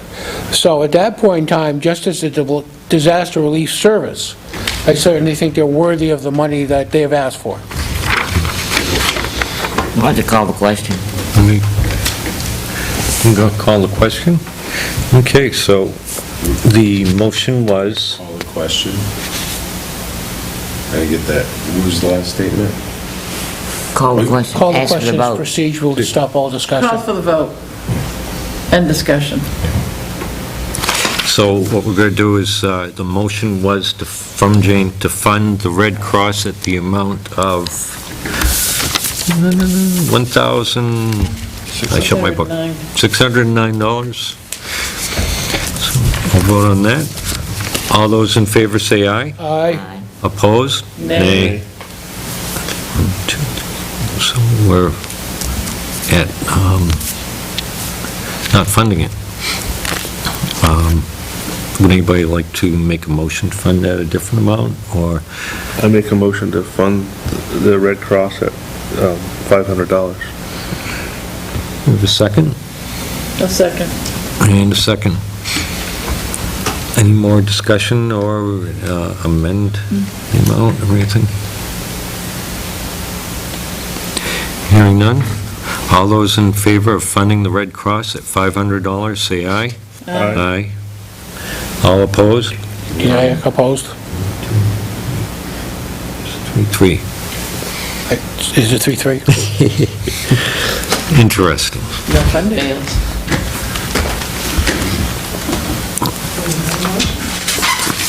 Does anyone, we want to go, does anybody want to suggest a different number? Are they something they feel comfortable with, or zero? Well, it's zero right now because there's no funding.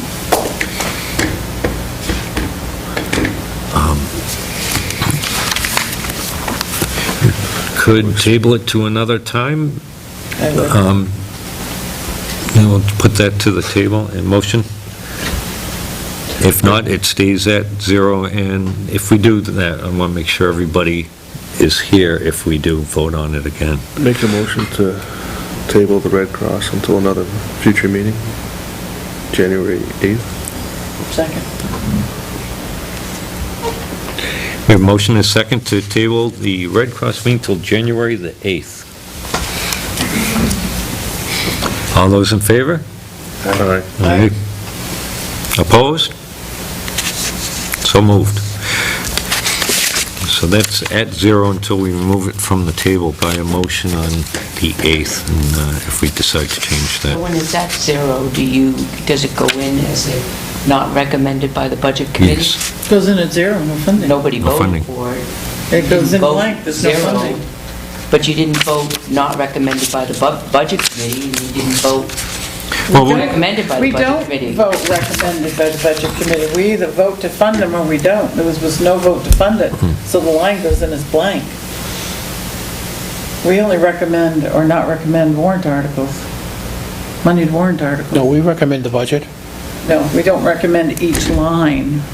Then why do we sign off on each line? We recommend, we sign off on the budget as its entirety. But you wouldn't write not recommended in that line. Well, I disagree. I think we recommend every line item because we go through each other. But that's, again, this has been tabled, so why are we discussing it? We'll table it till the Discuss it on 8th, That's right. and then we'll go with that. Okay, so what else is left in there? We have Genesis, right? We didn't vote on that, did we? I make a motion that we follow the recommendation of the select board and other interested parties, and we give them, present a balance of $0. Second.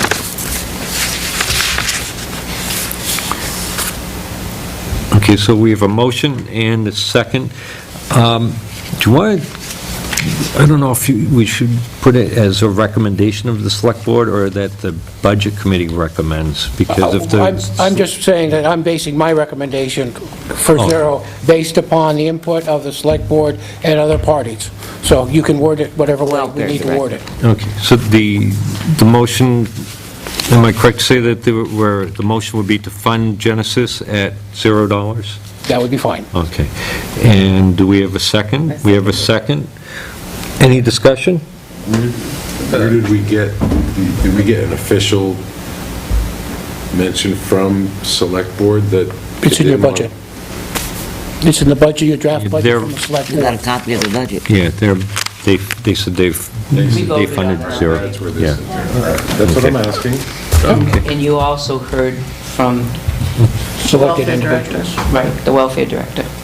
That's what. So we have a motion and a second to fund them at 0. Any other discussion?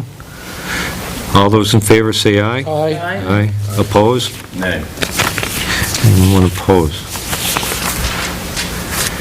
The next thing we have, the Winnie Cap, the Winnie Transit, right? Cap Winnie Transit, which they requested a total of $5,000. Okay, I believe we got some answers back from some questions on that a couple weeks ago. And that was the reason why we had not voted on it.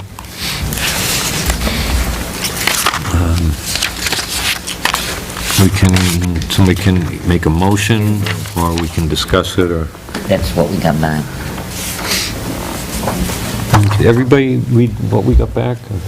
Yeah, what was the date on that? The date was Wednesday, December 11th, and Tuesday, December 10th. You want me to read it? Yeah, you want to read it? There you go. Good. Yeah, this is from James Sudak. He was the man who was here. It says, as requested, here is the additional information for Winnipesaukee Transit System. The agent, why are you laughing? He was the man that was here? Yeah, there was a man and a woman. Slap them. The agency submits monthly reports to the State of New Hampshire Bureau of Rail and Transit for Winnipesaukee Transit System here and estimates average cost per ride as follows.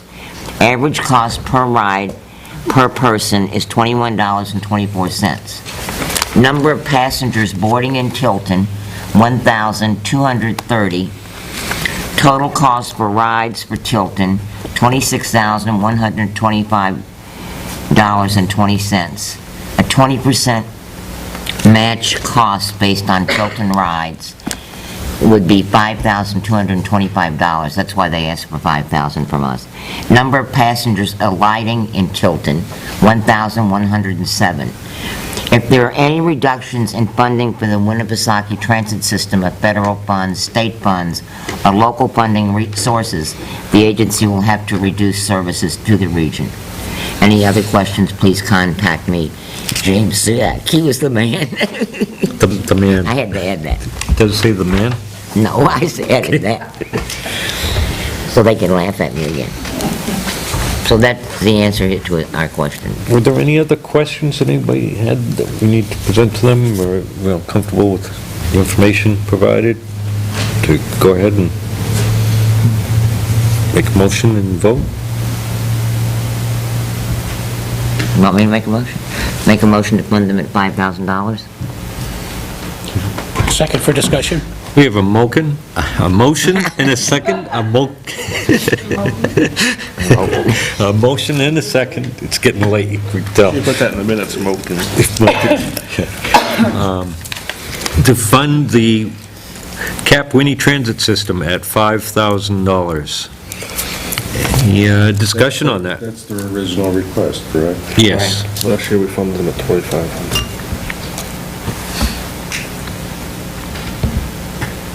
Yeah, last year. Of those 1,230 people, we don't know how many actually are Tilton residents per No, se. we don't. I mean, someone could walk in from Northfield and take the bus. Well, and some could be dropped off from another community and then get a ride with somebody else and vice versa. You don't really know. No.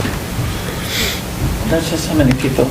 And we never got a clear answer on their advertising, donation, fundraising, whatever we wanted to call it. We never really got a clear answer on that because they couldn't. Oh, I did. I sent it out. Yeah, we got an answer from Catherine.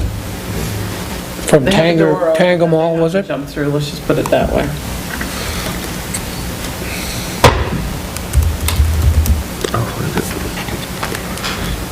For the answer. I don't think I have it here. I got it right. All I can remember is they asked Eric, do you remember Eric Prue, and they never got back to him? Or, I had a conversation and they had, I have your they were email. at an event and talked to him briefly about advertising and the amount that they wanted to charge him was much more than they wanted to pay Tanger. So he suggested that they just simply ask for funding. And that was at another event, but they have yet to pull that together and say, we'd like you to donate.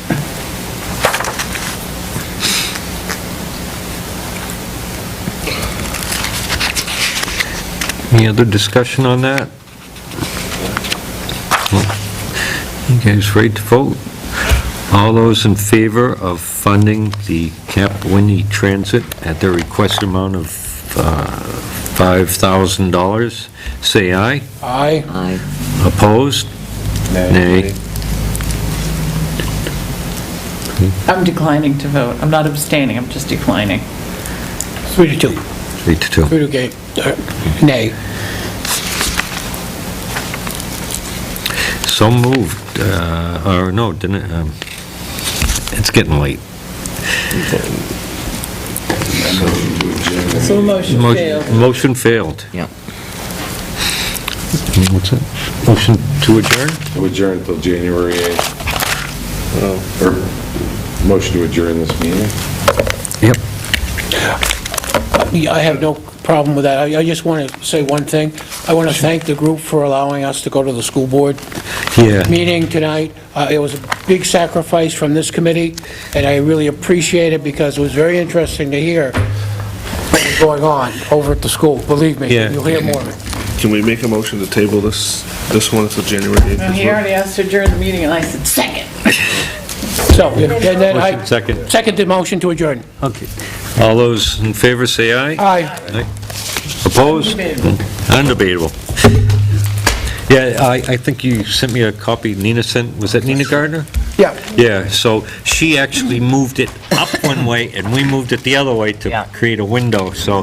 Yeah. And there was, Did everybody sign that? yeah, and there are some interesting things that you need to be real cognizant about. Is that being diplomatic, Jane? And Read the minutes of the school board. I lost it. Interesting. Yeah, what's your tax Allowed me to go to rate? my daughter's concert, so thank you. It is the first time, and this is public information, it is the first time ever at the school that the budget was a 5-4 vote.